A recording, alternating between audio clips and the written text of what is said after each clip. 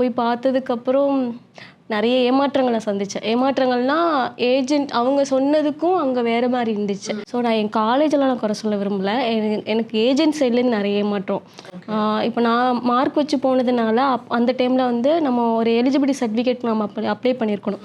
அப்பதான் இங்க வந்து நம்ம எக்ஸாம் எழுத முடியும். ஸோ அதுக்கு வந்து அவங்க அப்ளை பண்ணி தரேன்னு சொல்லிட்டு, அதுக்கு தனியா எங்கள்ட்ட அமௌண்ட் வாங்குனாங்க. பார்த்தா அது அவங்க அப்ளை பண்ணவே இல்ல. எங்களுக்கு தெரியவே இல்ல. நாங்களும் அப்ளை பண்ணிட்டாங்கன்னு நெனச்சுட்டு இருக்கோம். ஸோ 3 இயர் வரும்போது தான் இந்த மாரி அப்ளை பண்ணியிருக்காங்களா, அந்த சர்டிஃபிகேட்ஸ நம்ம எப்படி பார்க்குறதுன்னு தெரிஞ்சதுக்கப்புறம் எனக்கு அப்ளை பண்ணலங்கிறது தெரிய வந்துச்சு. நான் திரும்பி அவங்கள்ட்ட கேட்கும்போது, நான் இல்லையே நான் அப்படி சொல்லவே இல்ல அப்படின்னு சொன்னாங்க.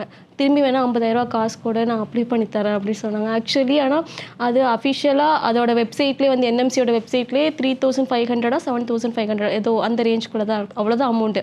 அதுக்கு அவங்க என்கிட்ட கேட்ட அமௌண்ட் வந்து 50,000. ஸோ இல்ல வேண்டாம் நானே ஏதாவது அப்ளை பண்ணிக்கிறேன் அப்படின்னு சொல்லிட்டு நான் சீனியர்ஸ் கிட்ட ஹெல்ப் கேட்டேன். அந்த மாதிரி பண்ணது. சர்டிஃபிகேட் ரிலேட்டடாகவும் எனக்கு நிறைய ப்ராப்ளம் வந்தது. என்னோட சர்டிஃபிகேட்டை வந்து காலேஜில் அவங்க சப்மிட்டே பண்ணல. டெல்லி ஒரு ஆஃபீஸ் இருக்குது, அங்கேயே இருந்துருச்சு. ஆனால் இவங்க வந்து அந்த இது நான் அப்ளை பண்ணுறதுக்கு எனக்கு சர்டிஃபிகேட் தேவை. ஸோ எனக்கு சர்டிஃபிகேட்ஸ் வேணும் அப்படின்னு கேட்டப்போ நான் காலேஜில் கொடுத்துட்டேன், நீ காலேஜில் கேட்டுக்கோ அப்படின்னு சொல்லிட்டாங்க.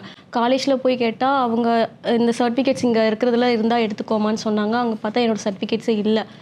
ஸோ இங்கே காலேஜில் இல்லைன்னு சொல்லிட்டாங்க. இங்கே இவருங்க காலேஜில் தான் கொடுத்தேன்னு சொல்லிட்டாங்க. என்ன பண்ணுறதுன்னு தெரிலையே அப்படிங்கிறப்போ சரி அப்புறம் காலேஜில் வந்து கொஞ்சம் அவங்க சைடில் எனக்கு ஹெல்ப் பண்ணாங்க. அவங்க ரொம்ப சப்போர்ட்டிவ் காலேஜ் சைடில்.